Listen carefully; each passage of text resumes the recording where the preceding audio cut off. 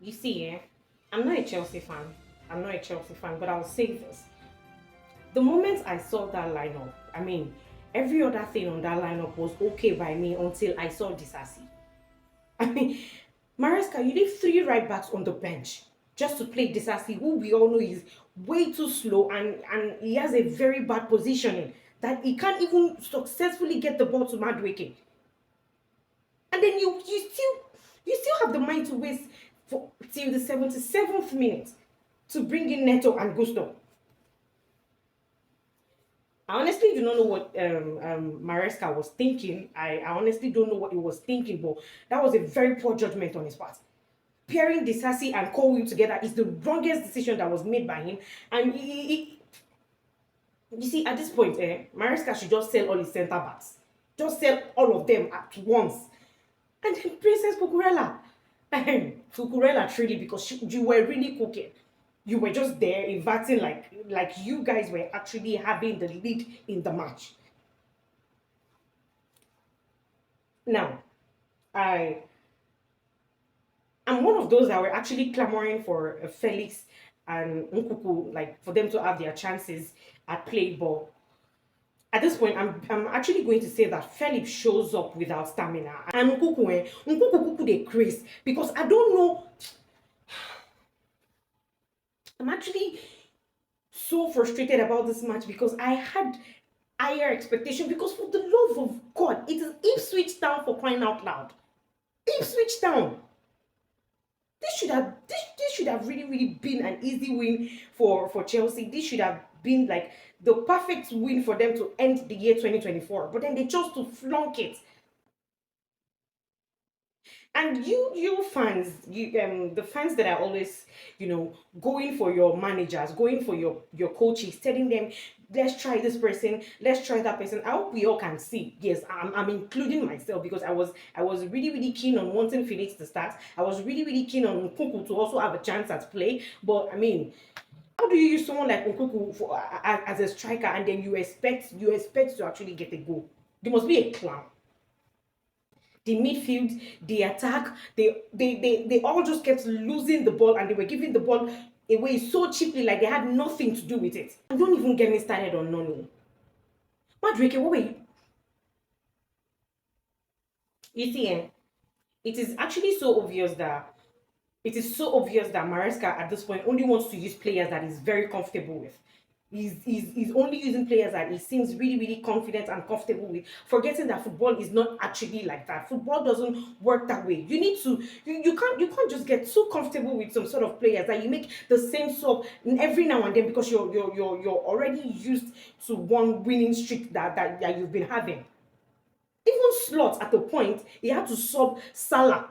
He had to sub Salah out twice when he seemed to be playing shit this season, and then you're there comfortable with some set of players. At this point, I think it's safe to say that Maresca is just not ready.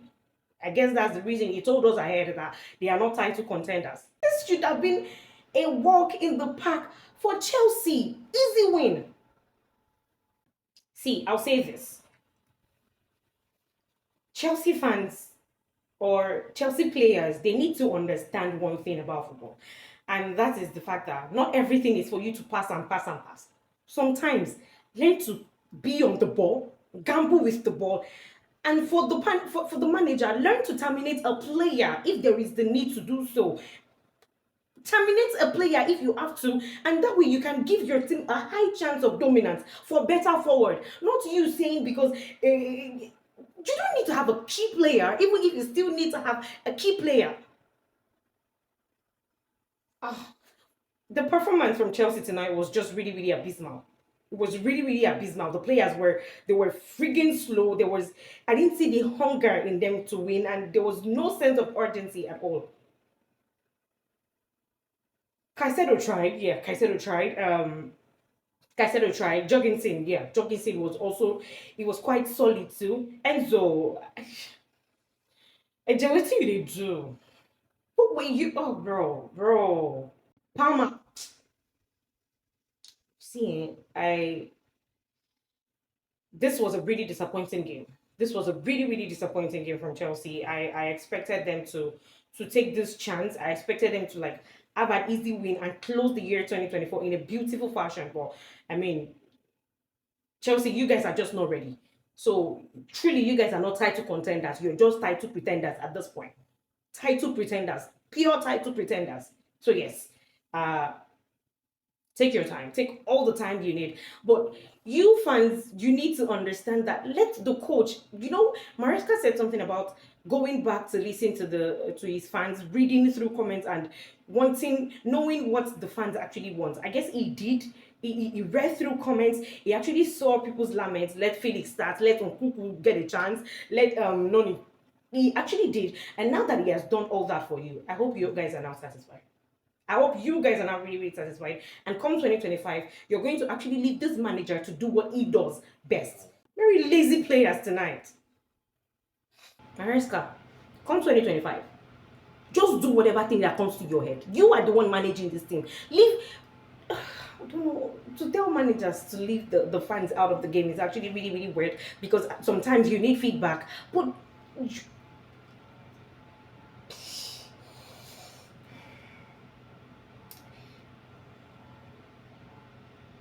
Delap, Delap, Delap.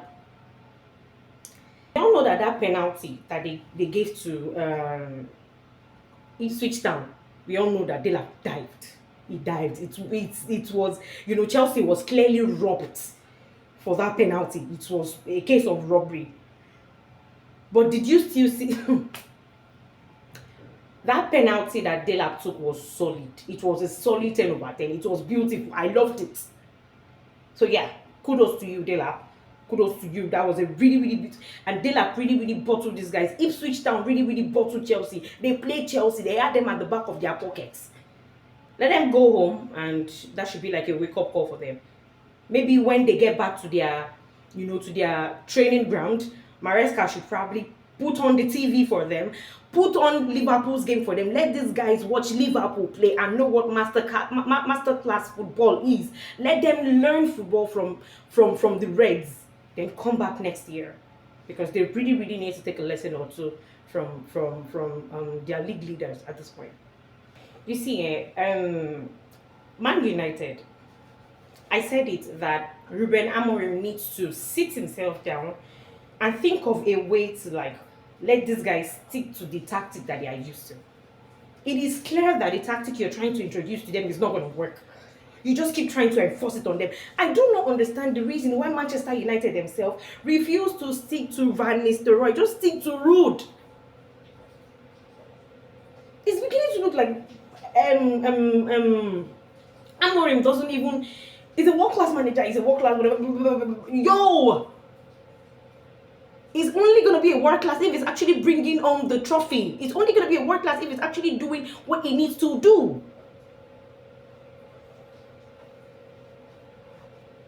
Let them play the tactic that they know. Let them play the style of play that they know. Then when it's in the summer, you separate the players that you feel that are not lazy to play that tactic that you're trying to introduce to them. And then when it's the summer period, you actually look for more players that can stick to the tactic that you're introducing to these guys. Simple. It is looking to me like Ruben Amorim wants to go through the gates that his predecessor went through. That's the way it's looking to me. I said this in my last prediction game video that if Ruben Amorim continues this way, with this is coconut head. The same way Ten Hag went, we also went. And that's on period. And then when I saw Alexander Isak score, I wasn't shocked. Because bro, we all know what that guy is playing now. We all know, when I saw his goal, I said it. I said Alexander Isak is going to just toil around with these defenders and then he's going to. And did you see Manchester United's defense? Did you see how open, how easily accessible they were for Newcastle? You see, for Man United's game, I'm really not surprised. I already said it. As long as Ruben Amorim chose to like still go on with that tactic or that's the style of play, there is nothing more to expect. I'm not expecting anything more in any way.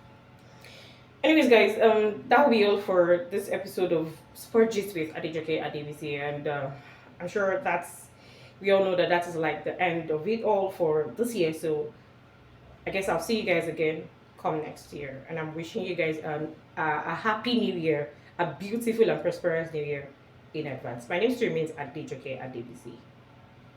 Peace. I love you.